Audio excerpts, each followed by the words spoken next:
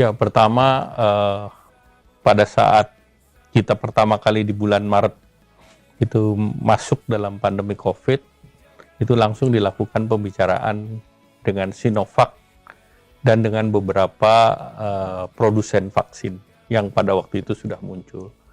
Dan khusus untuk Sinovac, pembicaraannya cukup intens, sehingga pada waktu itu disampaikan bahwa kita akan ikut di dalam clinical trial yang ketiga.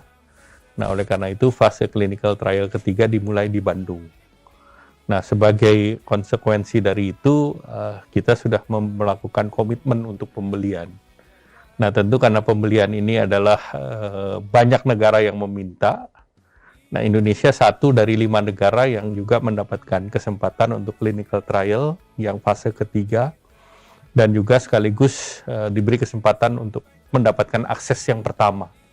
Akses yang pertama itu pengirimannya sesuai dengan jadwal yang kemarin kita terima, 1,2 juta di bulan Desember, dan di tahun depan ada 1,8 juta dalam bentuk vaksin jadi. Nah, jadi seperti kalau di otomotif ada dalam bentuk barang jadi, ada bentuk komponen. Sehingga ini diperlukan untuk Bio Farma mempelajari bagaimana mendapatkan memproduksi vaksin.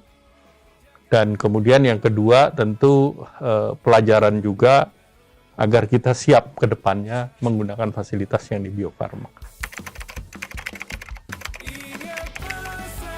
1,2 langsung bisa digunakan karena itu sudah dalam bentuk suntikan.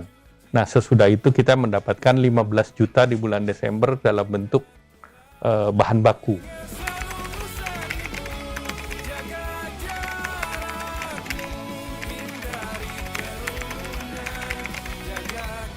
Ya, tentu evaluasi perlu didapatkan oleh Badan POM dan juga perlu mendapatkan seluruh informasi yang diperoleh oleh Sinovac dari berbagai negara di luar Indonesia. Dan tentu ini di-compare dengan penelitian yang dilakukan di Indonesia, di Bandung, yang tentunya ini kita melihat ada waktu untuk meyakinkan bahwa ini mempunyai efektivitas dan juga aspek keamanan dan juga aspek terkait mutunya dan prosentasi keberhasilannya berapa persen.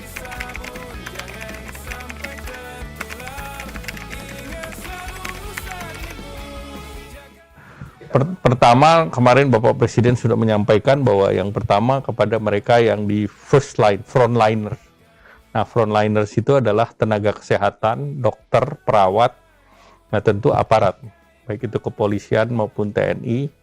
Nah, berikut yang tentunya dilihat level berikutnya adalah mereka yang rentan. Tapi yang pertama itu adalah yang tadi, tenaga kesehatan, polisi, tentara, dan mungkin Satpol PP dan yang lain.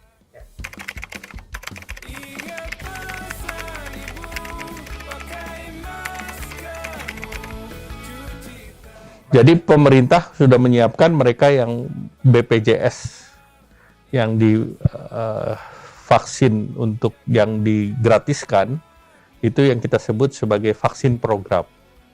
Nah, itu pemerintah menyiapkan untuk 32 juta. Mereka yang penerima bantuan iuran.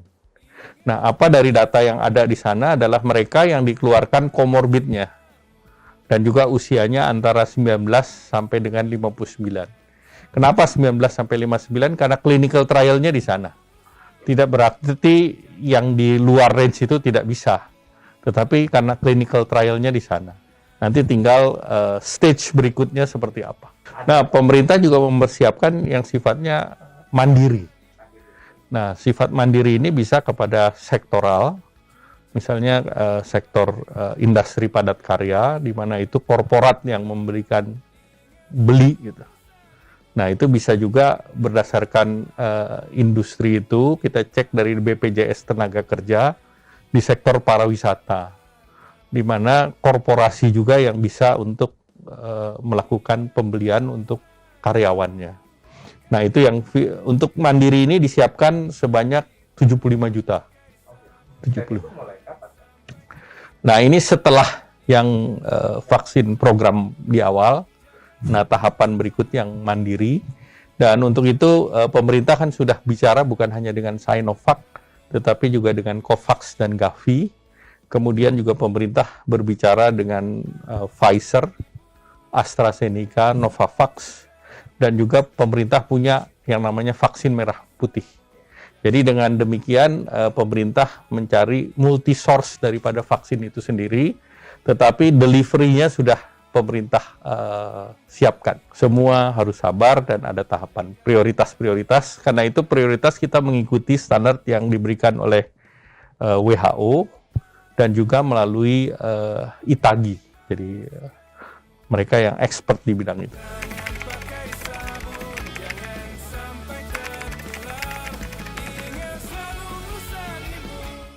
Jadi pertama kan tentu vaksin ini bertahap. Dan tentu kalau teorinya kan ada yang namanya herd immunity. Nah tetapi kuncinya tetap vaksin ini bukan sesuatu yang sifatnya instan. Tetapi ini adalah yang berjangka waktu. 2020, di awal nanti 2021, sampai dengan 2022. Nah tentu dalam pentahapan itu tetap kita harus menggunakan yang 3T, testing, tracing, dan treatment. Nah, yang berikut adalah tetap 3M, menjaga jarak, memakai masker, dan mencuci tangan. Ya, itu norma itu tetap harus dijalankan karena vaksin itu akan berjalan secara bertahap.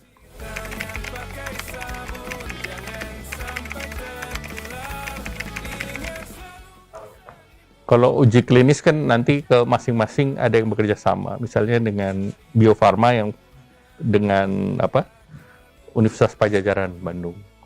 Kemudian nanti ada Universitas Gadjah Mada juga akan melakukan clinical trial dengan kerjasama dengan salah satunya dengan Taiwan misalnya, dengan Adimun.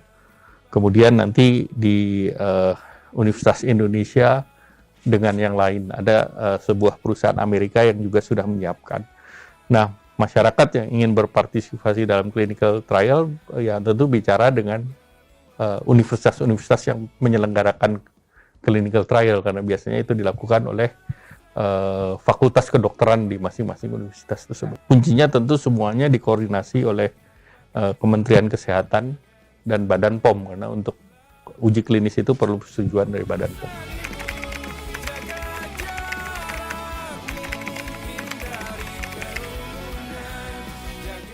Jadi tentu mereka sekarang menganalisa report dan menunggu hasil dari clinical trial yang di Bandung. Nah, fase 3 clinical trial diharapkan pertengahan bulan Desember ini selesai datanya, sehingga mereka butuh 1-2 minggu untuk menganalisa data, meng-cross-check dengan data-data di negara lain.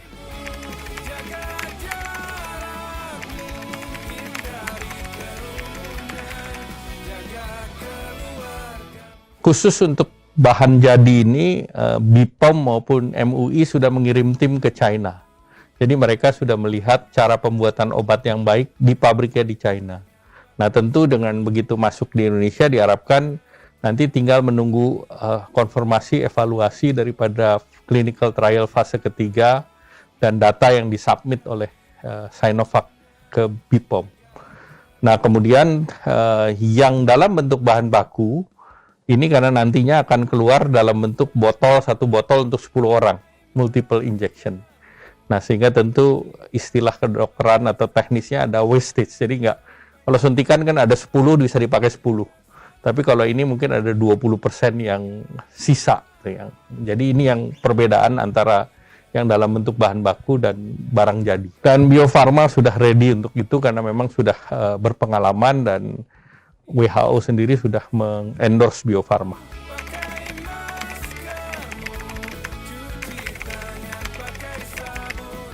Pertama yang kita persiapkan ini kan untuk 32 juta plus 75.